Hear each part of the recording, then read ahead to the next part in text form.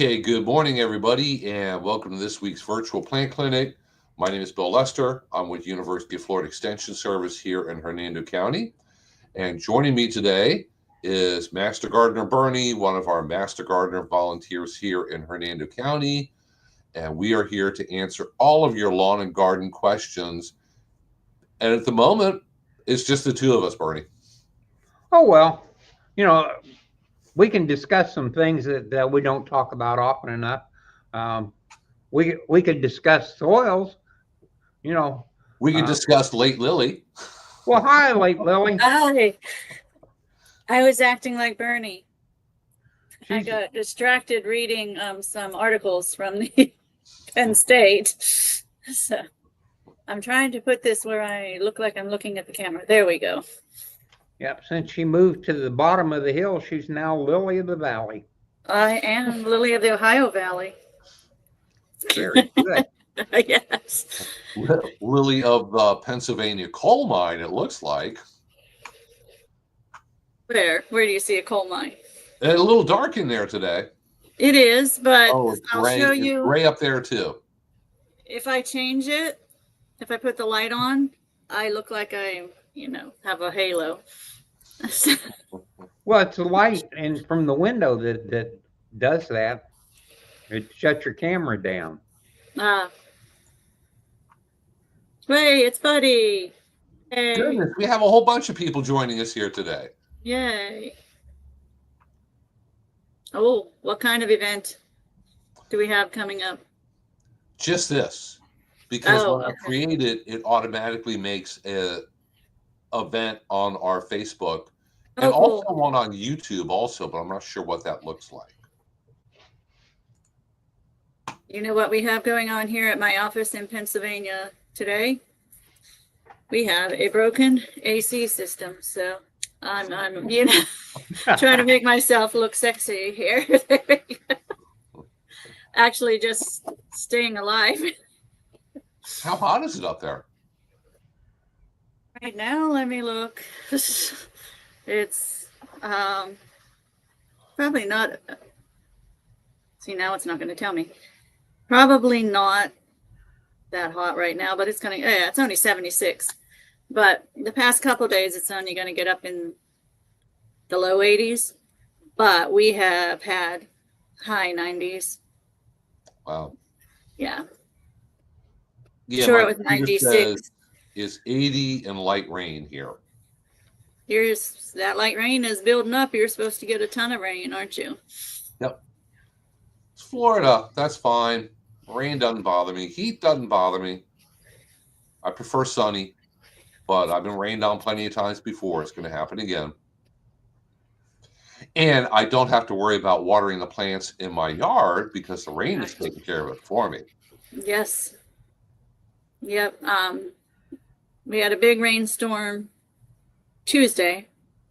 I was working from home, talking to my boss, and she, I'm on Zoom, and not sure if she was at her home, which is an hour or so south of here, or if she was at her parents', which is in Kentucky.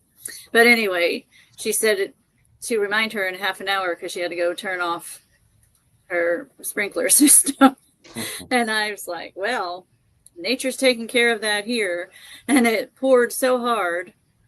I didn't realize till later, went down. And here's a northern thing for you, Bernie. Had about a half an inch of water in the entire basement because it rained. Yeah, we don't have basements here. No, Yeah. That's why we don't have them here. If we had basements, they'd be swimming pools. Right.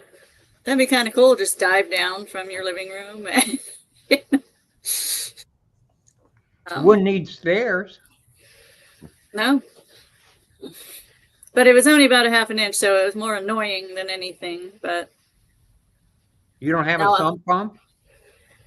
it was so, no, we don't, because we never had that problem before. But also, it was too little for a sump pump to, be able to get out. Now, my daughter, who lives pretty much level with the river, the other side of the river that we live on, she had 6 inches. And yes, she has a sump pump because it's happened before to her. So, and our little town had a flash flood through the streets and everything. It didn't last long, but, and 4 miles away, it didn't rain at all. So, kind of like Florida. Wow. Yeah. We don't have those kind of problems here. It's been nice. We actually have some places out in the eastern part of the county where there's a lot of clay and some low spots, and we have some friends that a year ago when we had the really big rains, the area they're low, boy, it filled up and finally it came up into their house about 3 feet. As far as the records show, that's never happened out there before. And then to add insult to injury, it took 7 months before it went down low enough to get back into the house so they could start doing anything. And they ended up they totaled the house and moved someplace else. So You got to deal with that mitigation and yeah. My mother's house in Massarik Town. Now she lived in this particular house. Nothing to write home about. From 1978 to 1999, and we would have water to the door, but never get in the house. I drove by after Tropical Storm Debbie. My mother was, I don't think, on Earth anymore, let alone not in Florida. And it was about 3 feet underwater. So that was, one of those very strange events. And it took a long time for that to go down. And then just from small town knowledge of people I know in Massarik Town, there was the poor gentleman who bought it, like that was his life savings. He had nowhere else to go, and he lived as long as he could in that house that had been flooded, and even though it was condemned, but it's still standing there. If you're at the bottom of the hill, if you're at the low spot, that clay area is only a very short distance under the sand, and that effectively is just as good as if it was a bathtub, a steel-lined bathtub or something. It really holds the water, and because of our high humidity and those being in low areas, you don't get the air movement, you don't get the evaporation. It has no place else to go. So we can really feel sorry for those poor people that lived in the mountains and got a lot of rain and got washed away, where that had never happened before. At least if you're in a low area here, the odds of it happening are very low, but it does happen, and it isn't as disastrous as if the entire mountain comes past your house and drags everything away, and you're not even on the foundation or even on the same lot anymore. Okay, here, let me try to tie this conversation into Florida gardening. This is why it's important when people ask me a question, they ask a question on here, send me an email, or they come in and visit with Bernie. We have to ask a lot of questions. So for here in Hernando County, one of the first things I ask is, especially with lawns, St. Augustine lawns, where do you live? And invariably, if they have a problem with their St. Augustine lawn, they live somewhere in Spring Hill.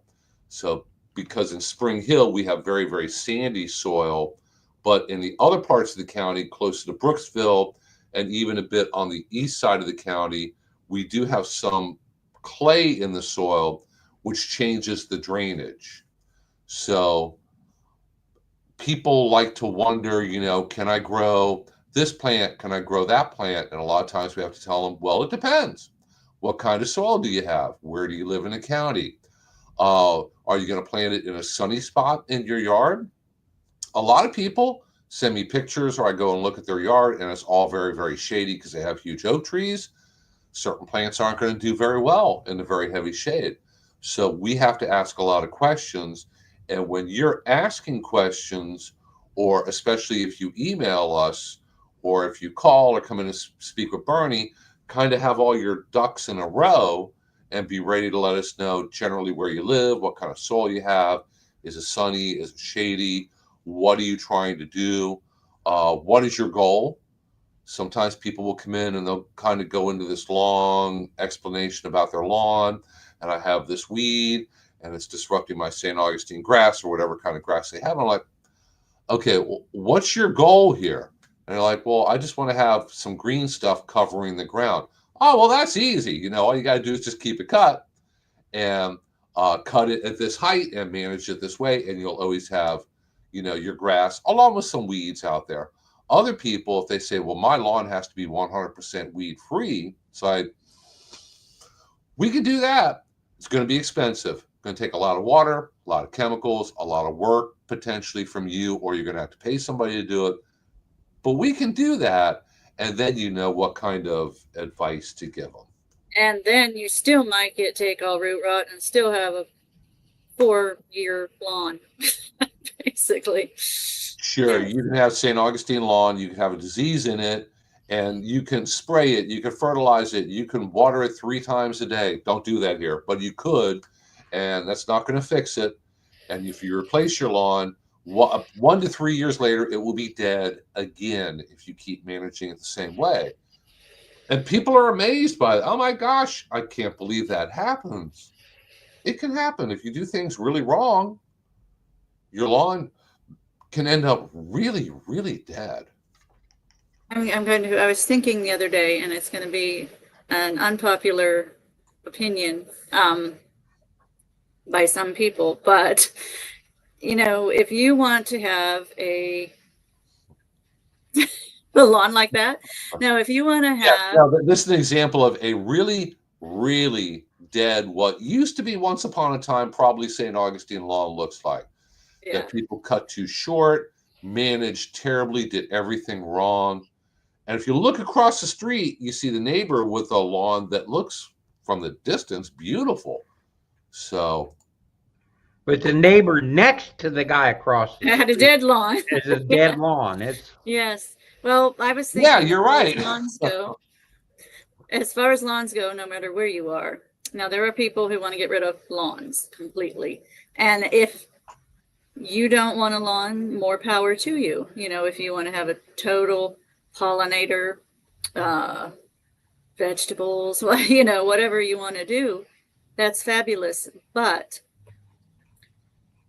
I would rather see somebody, you know, who, not everybody lives for being a gardener. Believe it or not, there are people out there who just don't care. Isn't that amazing? And you know that. That's in your family. There are those people.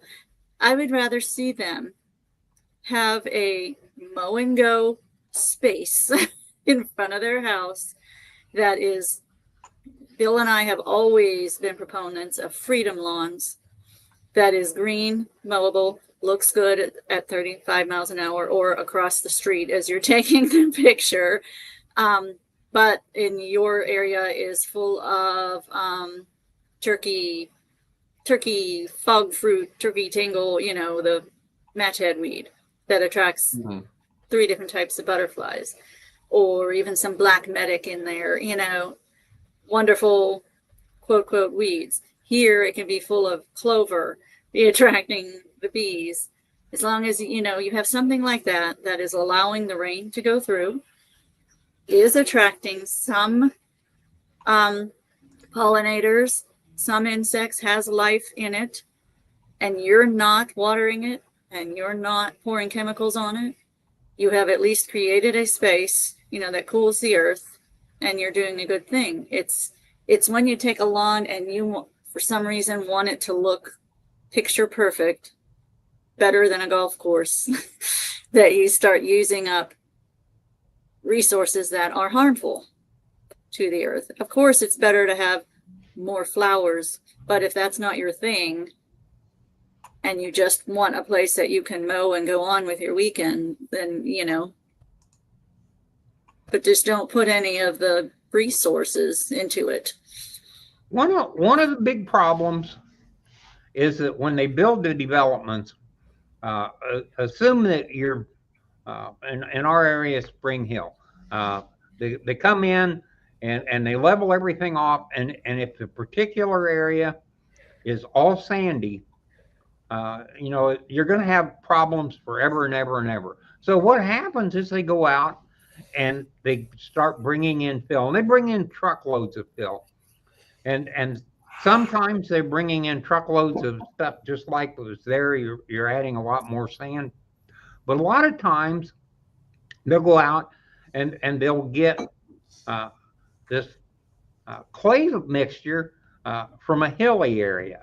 You know, they're actually taking the hill out, and the initial fill is sand, and then it gets to have more clay and more clay and more clay. So as they go through building this addition, the people at one end have all sandy soil. The people in the middle have a mixture of sand and heavy clay.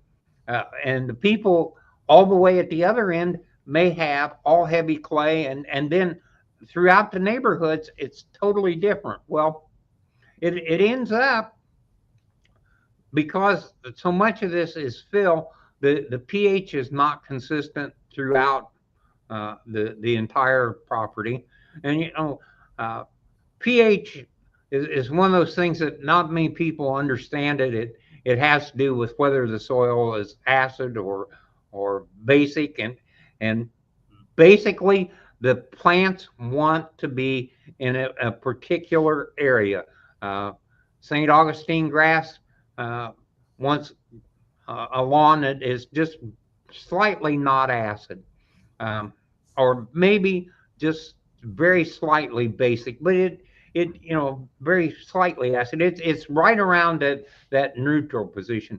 Whereas Bahia likes a little more acid, and it has to do with the availability of nutrients.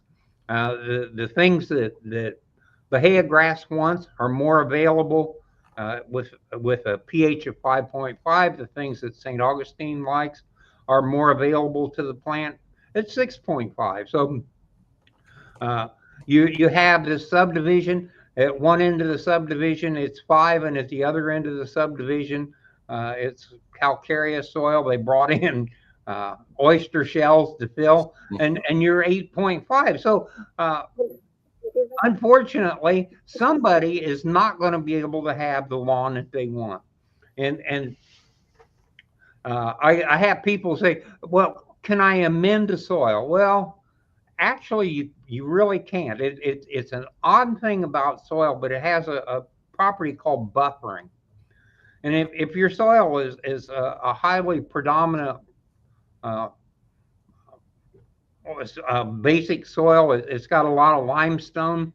The thing that makes limestone better is you acidify it. Well, you acidify it, and that gets rid of a little bit of the limestone, and then the new limestone pops back up, and you jump right back to the same pH. And it keeps buffering the soil until it gets to the point where the soil is no longer what we started with at all. And you know, it takes us 25 years to get there. So in a man's lifetime, it really isn't practical to change the pH of the soil. You can raise it a little bit because you can keep dumping lime on every day. But in Florida, we don't need lime. We've got all this limestone already in the soil. So what are you going to do? Well, you first take a soil test, find out where your starting point is, and whatever your starting point is, it's probably going to be that forever. So now that we know what it is, we have to make a decision on what are we going to plant. And we have a couple of things we can do. One, we can plant things that are going to be happy with the way it is. And maybe there's a lawn that'll be happy with the way it is, and maybe there isn't going to be a lawn that's really happy. At that point, you have to decide, Do I want a perfect lawn? And if I do, am I willing to spend the effort to maintain this lawn on a constant basis? Because I can't permanently change things. I'm going to have to modify it forever and ever and ever. And if you don't want to do that, then maybe you should sell the property and move someplace else. The truth is, if you have to have a perfect lawn and you don't have the conditions to have a perfect lawn, you really are better off someplace else. And I had a customer that actually did that. Brought in the soil test. We sat down, explained the whole thing about the soil test. She got in the car, went from here to an area that had the soil that she liked, and bought a house on her way home. You know, but that's what she wanted. It was very important to her to have that particular soil type. So, you know, you make these decisions. You plant the plant, and because it's a compromise, almost always, you have to do certain things to keep everything going and going right. And unfortunately, if you don't know what the compromise is, and you're paying somebody to do this for you, they need to know what the compromise is. And let me explain something right now. The man that comes out and pours chemicals on your lawn could care less whether your lawn lives or dies, as long as he gets paid for driving the truck. So if you don't know, he don't know, nobody seems to care, and your lawn is never going to be what you want. So if you're not willing to do the things that need to be done to maintain the situation you want, don't get in that situation. If the most important thing in your life is lawn, which, you know, there are people that's very, very important to. I've got a couple almost friends that are that way. If you aren't willing to pick up this knowledge yourself, you are not going to be able to hire it in Florida. And but you know, it's cruel, but the is a situation where you either have to accept and live with where you are, or you're going to have to move. And there aren't a lot of alternatives. So, you know, it's sad. But I think that for the most part, you take the lawn that you can grow at the effort you're willing to expend, and then you put some other plants in. You know, if you put a real nice hedgerow in, if you're allowed to do that, and the hedge covers the fact that the lawn is only 70% of what you want. When people drive by, they say, "Oh my God, what a beautiful place! Look at that fantastic hedge," and you've accomplished what you want. So, compromise is the key to living in Florida. You know, if you can't live with the fact that we've got really high temperatures and really high humidities part of the time, and then we have really weird weather part of the time, and you know, if those things are not acceptable, then realize that maybe this isn't the paradise that you want. But as long as you're willing to compromise, Florida is a wonderful place. I love it. Wouldn't want to live anywhere else. So and if you don't like the heat, you can move to Pennsylvania because it never gets hot there. Yeah. No. Gets hot here for a couple months. It gets hot here for maybe 2 months. Not 8. Okay, we finally have a question here. So Sam has always the good questions. But Sam has the good questions. He brings in all these exotic things. It makes me kind of stretch my knowledge base. Yes. Can we grow Mexican hawthorn in Central Florida? I wasn't really sure what that was. I looked it up real quick. Mexican hawthorn is a species of hawthorn, and it goes by a bunch of different Spanish common names. It is native to the mountains of Mexico and parts of Guatemala, and it gets a fruit on it. It looks very similar to a crabapple, kind of crabapple size, although the ripe ones in this picture are very, very yellow. And it's used in a lot of different Mexican dishes. It could be eaten cooked, raw, canned. Looks like a crab apple. Main ingredient used in ponche, the traditional Mexican hot fruit punch that is served at Christmas time. Something I'm not really familiar with. But since it grows in Mexican and Guatemala mountains, I am not positive if it would do well here or not. I can't find any University of Florida specific information on that one. I say it's probably worth a try because our weather is going to be similar to theirs. Keep in mind, in South and Central America, you can grow darn near anything. And you're thinking, well, Bill, that country there is tropical. It's always really hot. If it's too hot for what you want to grow, you go up. Right. I'm thinking it might need cool nighttime temperatures, which you're not going to get here. In Costa Rica, in withstand frost. the lowlands, you grow bananas. You start heading up the side of the volcano, you can grow other vegetables. Get a little higher up, you grow potatoes. They like cooler weather because the higher up you go the mountain, the cooler the weather is during the day and especially at night.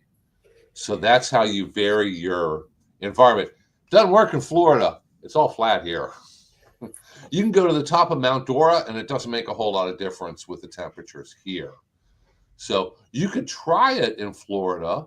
That'd be really interesting, and I'm sure if you want to try any of those different local recipes, if you look online, you can find recipes and directions. And looks like a crab apple. Lily, you have crab apples up there, don't you? We do. Do you do anything with them? They're messy. Yeah, I know. I don't in particular. I mean, people do. You can make pies and jelly and or whatever. Mostly what I see is it's all over the ground. And the deer really like it. So we just had one. We have a fairly newish building here, and we share it with the county conservation district. In fact, it's their building. We rent it from them.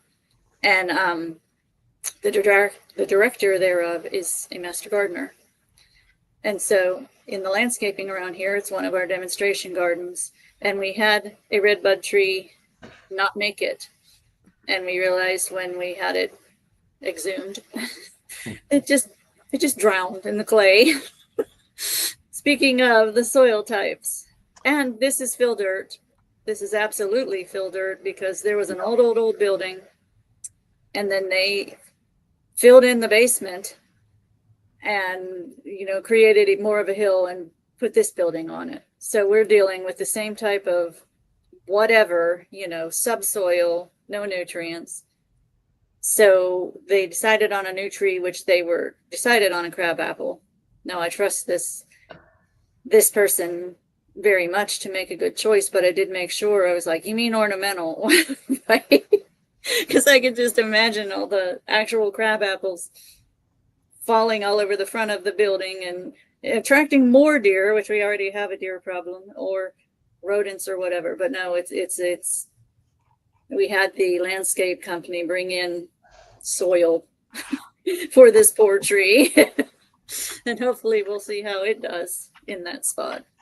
Soil makes all the difference. It really does. And yeah, Bernie went on and on about this fill dirt, and the biggest thing is your topsoil is what, 2 or 3 inches if you're lucky. There we've got maybe 6. Well, any fill dirt is beyond. It's taken from deep below where there's nothing. It's all your living wonderful little creatures and stuff are not down there. So it takes many years to rebuild that soil. Compost helps. I just saw a Penn State publication, Bernie. That's why I was late coming on. I got involved reading it about adding compost to your lawn. And I'm like, Bernie talks about that all the time. Bill and I talked about it. If it's a heavy soil, it helps to loosen it up so it drains better. If it's overly drained, like very, very sandy soil, it helps to knit it together and hold the moisture. It's pretty close to like a cure-all for whatever your soil problem is. And it won't hurt, and it is not, your fertilizer ordinance does not include compost. So you can, and there are companies there in in Florida, in Spring Hill area, that you can call, and they will bring you a, like almost powderized compost to spread on your lawn. It certainly doesn't hurt and has been known to help. Well, Lily, you might not know because you don't live here anymore, but at the Hernando County landfill, they Oh, I make know. compost Yes. on an industrial scale. We happened to go up there a couple weeks ago. Oh my gosh, they got a bunch of trucks running around. They have huge piles in the process of composting. They really got it going, and they've given away tons of compost free to county residents who go up there. You can go up there with a bucket, a pickup truck, a trailer, a dump truck, whatever you want. They'll load it up as long as you're a county resident and send you on your way. So compost. But if you're not able to physically do all that and you want a company to do it, call around. Sure. There are companies in the Spring Hill area that they get their compost from, last I knew of, from Sumterville, somewhere, in that area. And it is a particular compost product that they make. What was it called, Bill? Oh, Command. Command with one M. Well, Command is the one for turf grass. Right. And it's not going to be free. Right. It might be a bit on the expensive side. But you can have that put down. It will not violate your compost. You just have it won't violate your fertilizer ordinance, and it'll help build the soil is what it does. Mm-hmm. So compost is great whether it's here in Florida. So we keep getting this question. I keep grabbing it and pulling it back to Florida. Yes. But I also pulled up, just out of curiosity, what can you do with crab apples? And I found an article here for 17 uses for crab apples. You make crab apple jelly, crab apple jam, crab apple sauce, crab apple butter, crab apple fruit leather. So you can try it. And speaking of Florida, you're always going to have your people, aren't you, Bernie, who come in and insist they want to grow an apple tree. Well, yeah. Yeah, that doesn't work out well here. You probably grow tons of different apples. Just great up there. Couple of things. It's a lot of work. That crab apples make great kids tossing things. So if you want to throw things that sting but probably won't hurt anybody too bad. And it's the perfect sized ammunition for a slingshot. Yeah. I can tell you that's probably a little dangerous. And the other thing is, compost is wonderful, but you have to remember the organic material in compost has a relatively short life in Florida. 2 years is about all it lasts. Because of the high temperature, it gets oxidized pretty rapidly. And if you want the ultimate in a soil conditioner, something that you cannot improve on, compost is the product, but you need to use it on a regular basis. Figure that the life of compost is no more than 2 years in Florida. Right here, we talked about that every time we did a compost workshop. If you're from up north, maybe you compost your vegetable garden or whatever, put down, and you've got a couple of years out of that. In Florida, the microbes, we showed pictures of Pac-Man. Your Pac-Mans never rest. They're constantly digesting. They don't freeze here in Florida like they do up there. Right. So yes, it's a good thing, but yes, it's something you would have to do. You have to keep adding it. And a good way to do that, if you're a Hernando County resident, is by making your own compost. Mm-hmm. And every month we have a class on composting. And if you're a Hernando County resident and you sign up and you take the class, they will give you a free compost bin to put in your backyard. So if you want more information on that, boom, just contact Colby. Here is Colby's link tree. So if you go here, you can find information on how to email him directly, how to give him a call. So everybody call him. Everybody call him this afternoon. Yeah. And make sure he's still at work. We don't want him getting off too early before a holiday. And you should be able to find where to go to sign up for our upcoming class. It's a combination rain barrel class and compost bin class. So you can take both, you can take one or the other. Contact Colby for more information, but there is his contact information. And you there in Hernando County are really very lucky in a lot of ways to have the opportunity for those rain barrel workshops. We don't have them. We have them very sparingly here. We don't have access. Colby works for Hernando County Utilities, and through various grants under water conservation is able to provide ready-made rain barrels and buy them in bulk and provide that, that they get sold back to the Hernando County resident for what utilities paid for them. And if you're a customer, then you get half of that back on your water bill. Fantastic deal. And then the same type of thing from the landfill with those compost bins. Here, probably in many other places, you're scrambling to try and make these things yourself out of homemade materials. You're very lucky that way. You're very lucky to have that landfill that provides that compost. And also just, through your assessment on your taxes, you can take a ton of, literally a ton of trash every year up to the landfill. We don't have those kind of options here. So, you're there you just have to throw them down the old mine shaft, I guess. I do not do that, but I'm not saying it's not done. I'm saying I do not do that. Mushroom compost. That's pretty cool. Here, I can tell you about mushroom compost. Mushroom compost is basically composted cow manure that they use huge amounts of where they grow mushrooms. Because if you like mushrooms as much as I do, and you buy them from the grocery store, they grow them in cow poo.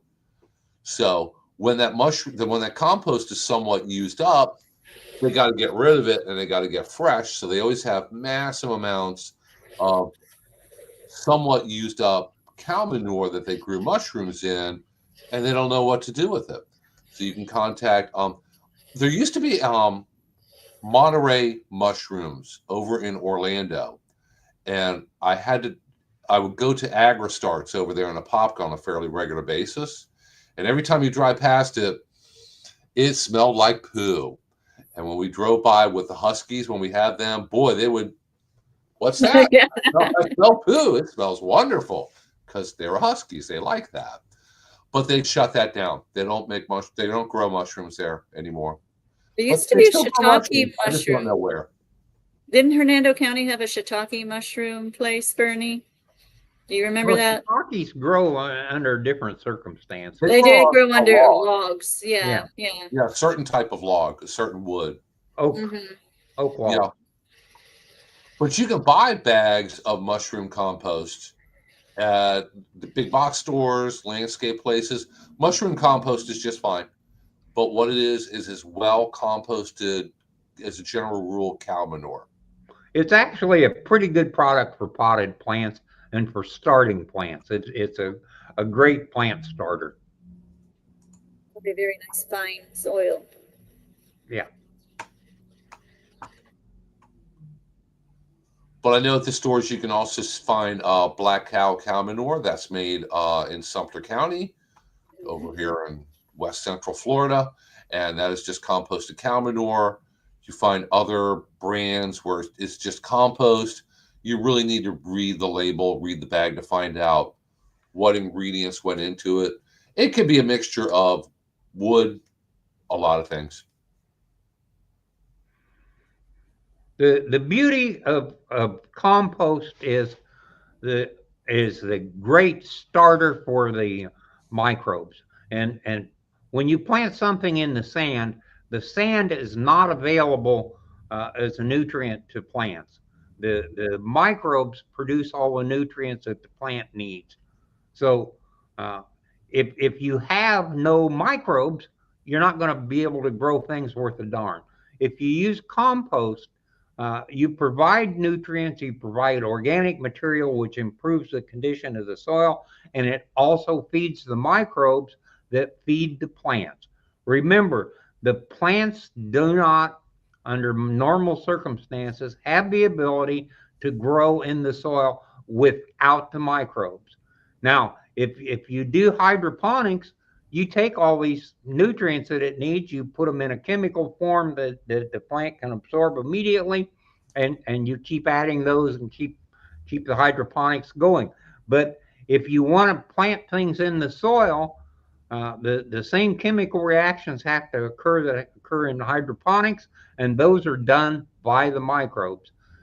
The compost feeds the microbes feed the plant. That's the story of life. If you don't have the microbes, you die.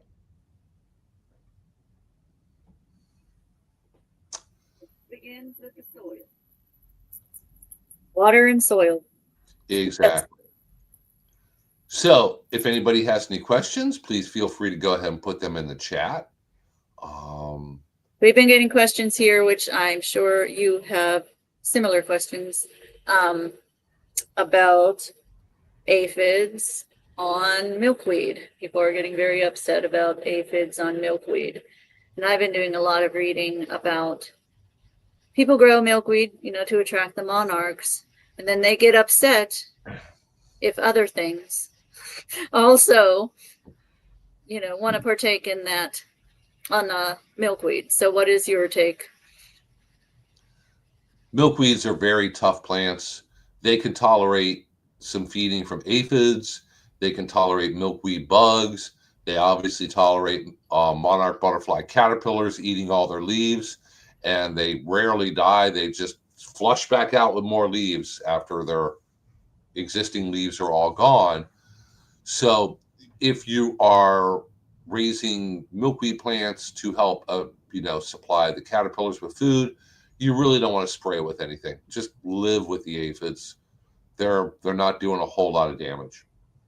Anything at all, even, natural products, neem, whatever, because it's going to affect the caterpillars. Yeah. So even insecticidal soap, anything, yeah, may or may not kill caterpillars directly, but now you're going to have a sticky, angry, upset caterpillar. Yeah. Or two. And it's not good for them. So whether it's fatal to them or not, I really can't say for sure one way or the other, but just generally not a good idea. No, and if you have, if it is just totally covered in aphids, cut that one off. Put it in, cut that little stem that's covered off, put it in a plastic bag, throw it away, start again. The milkweed will keep coming back. Mm-hmm. Hoping, scout, see if you see ladybugs. Ladybugs are wonderful little Roombas of aphids. They're just going to eat You have them all ladybugs up. and a lot of other beneficial insects that love to eat those aphids. Mm-hmm. If you have a few, it's nature, that's... Yeah. People tend to think they get very, very, very focused on saving the monarchs, to where if they see anything else on that milkweed, they think they need to get rid of it, and that's not true at all. Nature shares. It's okay to have other things on your milkweed. Now, I read something this morning about monarch caterpillars and milkweeds and just their food source in general. If you have too many caterpillars and too few plants for them to feed on, which happens all the time, the caterpillars will attack and injure and eat each other to fight over the available food supply. There are people who, who they want to get into this, and then they end up with more caterpillars than plants. Then they go into a panic looking for the milkweed, and I've seen this over and over and over. They put them in a cage, and they have an outbreak of a virus or some other kind of disease because you just have plant it in your yard. Plant it in your yard. Let nature do its thing. Yes, not all of them are going to make it. That's nature. There's only a small percentage that do make it, and maybe that caterpillar that you love so much, maybe its fate is to feed a baby bird, or be carried off by a wasp. Yeah, let nature do its thing. As hard as we want to work at saving some things, usually our interference causes more, a domino effect of trouble. Plant it and let nature do its thing. If you have a lot of aphids, you can try and hose them off. The problem we had with somebody said there were so many aphids, and it was in a pollinator garden. They grew out on a biking trail, middle of nowhere. There's no hoses, So I don't know what he ended up doing. Maybe just cutting those ones down, or waiting for the ladybugs to find it. Ladybugs will find it. Mm-hmm. And like I said, there's lots of other benefit. Tiny little wasps and lacewing larvae and lots of other insects that like to feed on aphids. So chances are, if you have a lot of aphids on a plant, if you look real close, you're going to find some other things they're feeding on them to keep them under control. Okay, guys, if anybody has any last minute questions, if you want to squeeze them in, we're going to start working on wrapping it up here.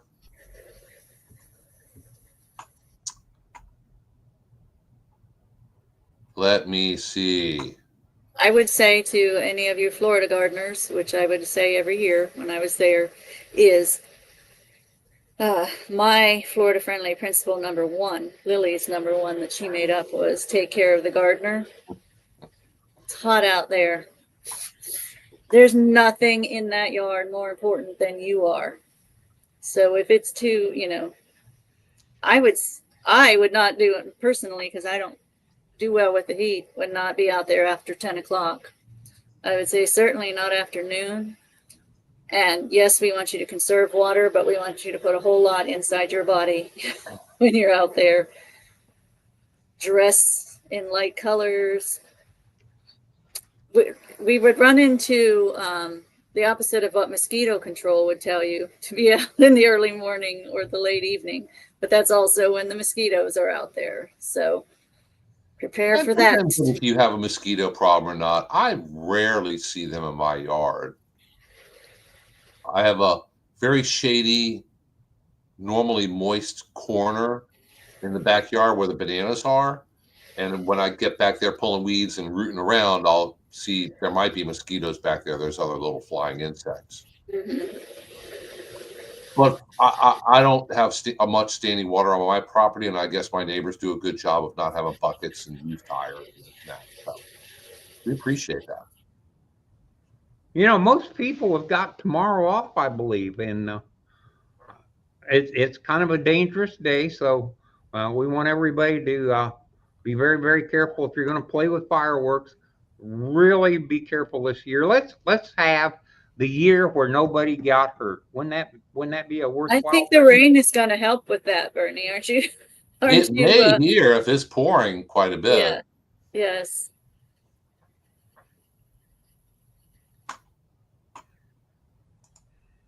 Okay, guys, I've been showing all of our contact information on there. Information on our Master Gardener Nursery here in Hernando County. Our phone number. What else did I put up there? If you would like to watch any of our recorded classes, if you're new to gardening in Florida, you want to learn about Florida-friendly landscaping, how to grow some different vegetables. If you go on YouTube and look at the little search bar up in the corner and look up Hernando County Government's YouTube channel, I have a bunch of recorded classes on there under one of the playlists. Lily has over 100 recorded classes on every Florida-friendly landscape topic you can think of from a couple years ago, and they're all you can watch them all, learn anything you want about getting started in gardening in Florida. Great resource. And Bernie is always available on Thursdays in person at your office. Yes, thank you, VJ. VJ knows a lot more than I do. VJ is a horticulture agent, retired from Pasco County. and Citrus County. Look at all these people that have been lurking us for this last 49 minutes here. Yes, but I was saying Bernie's available on Thursdays at your office there on Aviation Loop Drive. Yep. Spring Hill Drive mostly. Just off of, it's an access road off of Spring Hill Drive. We're right next door to the post office. There you go. And you're there till what, about 3 or 4, Bernie? I'm here till 3. Okay. So there's our phone number. You can call to make sure Bernie's still here. You can ask him a question over the phone. You can email us pictures and questions. We'll email, either I will answer it and get back with you, or Bernie can. And you can come in the office. You can bring in samples. You can bring in a little 1 square foot section of your lawn if you're not sure what's happening with it. What most people do nowadays is they bring in their phone all loaded up with pictures. That lots of good, clear pictures really help us figure out what the problem is and what to, recommend for you to do. So, hey guys, we're here for you. Plus, Thursday mornings, we're on here for you to go ahead and put in the comments whatever question you got. I like real samples. I put them under the microscope. Yeah, and he does. Get everything adjusted and let the people look in the microscope. What I really love is for somebody to bring something in and say, I've got this going on with the plant. What's wrong? And you stick it under a microscope and now you can see it's an insect, ugly little thing crawling around. And the people get all excited when they find out that little spot that they thought was a little spot is actually alive and is looking back at them. So, yep. Nasty little guys. So, if you want to see something under the microscope, bring a sample in. I'll let you look. I even let you turn the focus knob if you want. See, what a guy. So, hey guys, we'd like to wish everybody a very happy and safe, happy 4th of July. Don't spend too much time in the sun. Definitely go out there and have fun, celebrate, spend time with family, fire up the grill. That's what we're going to do.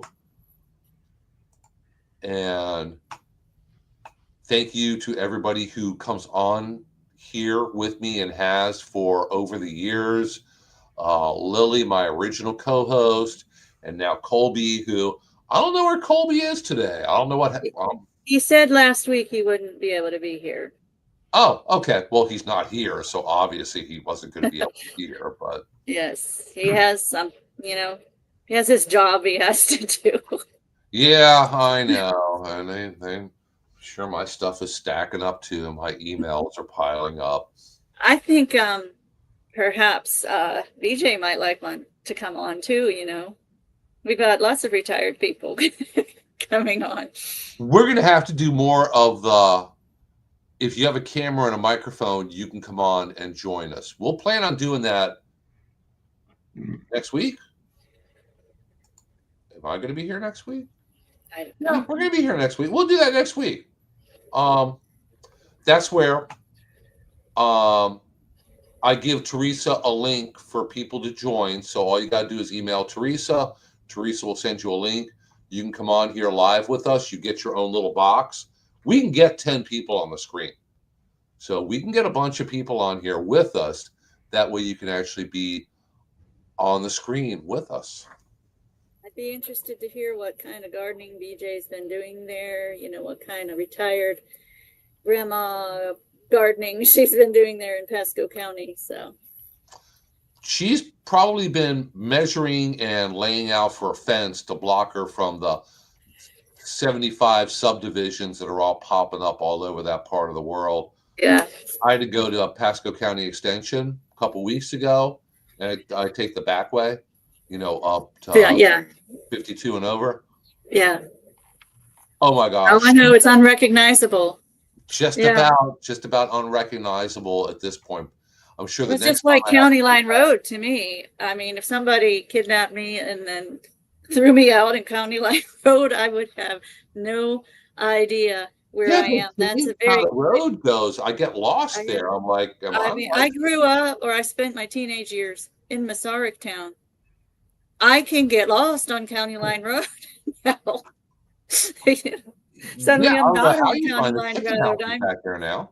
Yeah, I'm on whatever that is between the subdivision that takes you back out to 41 now. Yes. I don't even Yeah, know the names. There's so many of them. I don't know the names of the subdivisions anymore. It's just Happy Acres or whatever it's called. Yeah, we'll see if we can drag Mr. Mall on, DJ. I think he likes staying and hiding in his retirement. We'll get him on. We'll try to get Brittany on here next week also. I haven't had her on forever. So She gonna be in town? She keeps running around places getting awards. She's next doing wonderful. Next Thursday she won't be. She's giving her final PhD presentation next Friday. But we'll try to get her on here soon. Yeah, you haven't heard much from Sea Grant lately. That would be nice to have, an update from that. Yeah, we can try to get Dr. Strickland on here. Give us an update on the cows in Hernando County or something. Mm-hmm. The state of the ranch or the state of the steers, I guess. Well, he and Brittany have developed quite a drone program, so that would be really cool to hear about from both of them. So. Okay, guys, looks like it's about that time, so we'll go ahead and wrap it up, and we'll let you start with your big holiday weekend. I know mine's starting in just a few hours here, so. I was going to say, I'm still here till 5. So. Wah, wah, wah. Yeah. Sorry. My whole 3 days a week I have to work. This is one of them. So, hey, everybody, thank you once again for joining us here. Please be sure to join us again next Thursday morning at 10 a.m. Looks like at least I will be here, and I'll see how many other people I can drag on to fill the squares. And I'll get with Teresa about having her have the link so everybody can join us live online. Just make sure you have a camera and a microphone. And remember, if I have to, I can kick you off. So keep that in mind. Bernie's come close a couple times. No. Thanks, guys. Bye. Bye-bye.